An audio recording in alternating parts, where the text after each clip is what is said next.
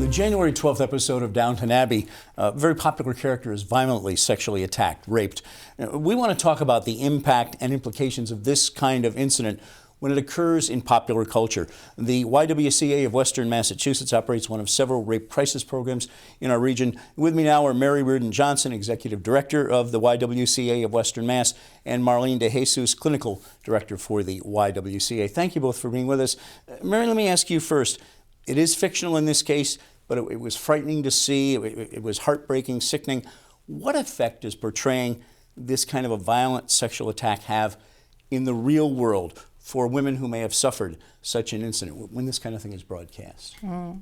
We appreciated that you put the alert on ahead of the episode. What it does is triggers. It triggers a replay of those tapes in one's mind if they were sexually assaulted or physically assaulted. So it's important to prepare yourself for that. Correct, right. I mean, sexual violence really crosses somebody's boundaries and violates their safety and their ways of being and how they view the world. And so somebody who is sexually assaulted might be worried about their own safety, worried about other people's safety. And if somebody had experienced that and witnessed that, that could bring that up for them as well. Let me take us a bit in a different direction with pop culture, whether it might be music videos, some of the rap music.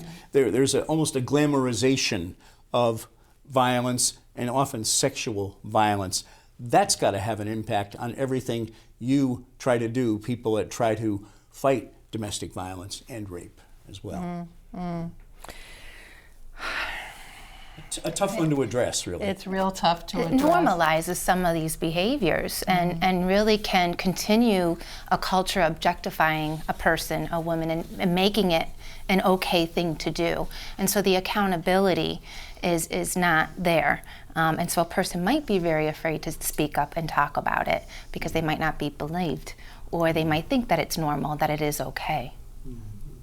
In the program, we're talking about the victim, and I hate to use that word, but the victim doesn't tell anyone but one other staff member who really discovers her bloodied, bruised, or her clothing torn. She begs her not to tell anyone. She's afraid to tell her husband. When you see a scene later, she really withdraws from him. Classic behavior of this kind of incident after this kind of incident? Well, the first thing we'd want to say is that everyone has their own behavior, that there isn't one correct way to respond. But yes, it certainly is common for women to just withdraw within themselves.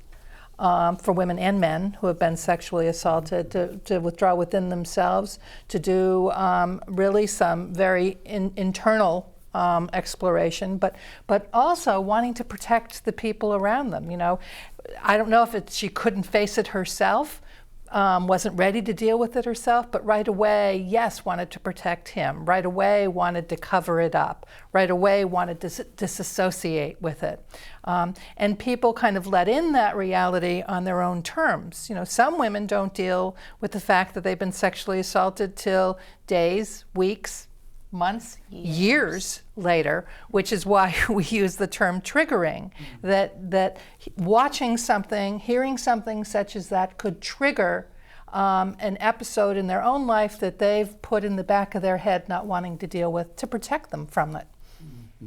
So there's an almost instant defense mechanism for some people, and everybody's different, I gather. We all respond differently to trauma. You know, it's a reaction that we all have. It's a normal response to an abnormal situation, an incident. So we all respond very differently. We all have different experiences. Some people have been victimized multiple times, and so that also complicates how they might react to the situation.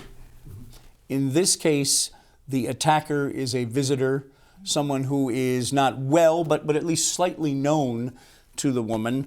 This is someone, and I guess this is the drama setting it up a little bit, but someone she was pleasant with, welcoming to. Her husband at one point says to her before things happen, there's something about this guy I don't like. He's clearly not comfortable with her being pleasant to this person, not flirtatious, but pleasant and friendly. And there's almost a sense that she feels a concern about that. Did I telegraph something that said, I am friendlier than I certainly meant to be? And that's a problem often too, isn't it? Absolutely. I think after something like this happens, a person really does question themselves and wonder, what could I have done? What could I have said? Did I do something wrong to create a situation like this? I think it's really important to let survivors know that there's nothing they could have said, could have done that differently. It's not their fault. Yeah. I mean, that's the their big fault. thing that we've tried to convey to folks. It's not their fault. They didn't ask for this to happen. This was a terrible, terrible assault. What's also true is that most folks do know the person who assaults them. That it's rare that the assault is by a stranger. So that brings in a whole bunch of feelings as well for someone who's been attacked.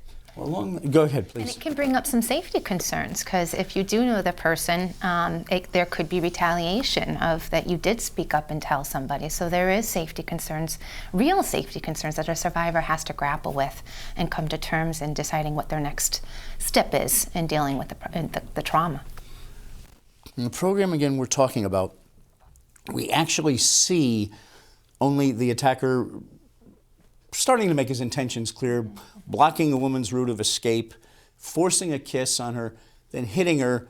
The camera goes away then, and as other parts of action in the program are happening, we hear screams from a room where she's been taken. Horrible, horrible things. As people who deal with this, and this is not presented sensationally, I guess we could say, but do you think this kind of a realistic presentation of a sexual attack in a popular program helps foster necessary discussion about sexual violence and attitudes? Does it get us to think about something we need to think about and don't like to? Well, I think it points to how tragically common it is, and your question about music and this being pop, and I hope we're shocked by it. I hope there's something emotional in all of us that is disdained by this, is appalled by it. You know, we don't know yet really that she's been sexually assaulted. We know that she's been physically assaulted, and she's been assaulted.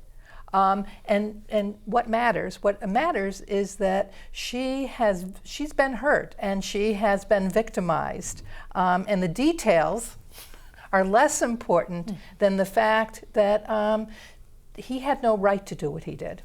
Well, Mary Reardon Johnson, Marlene DeJesus from the YWCA of Western Massachusetts, thank you very much for your time. Thank you. Thanks for having us.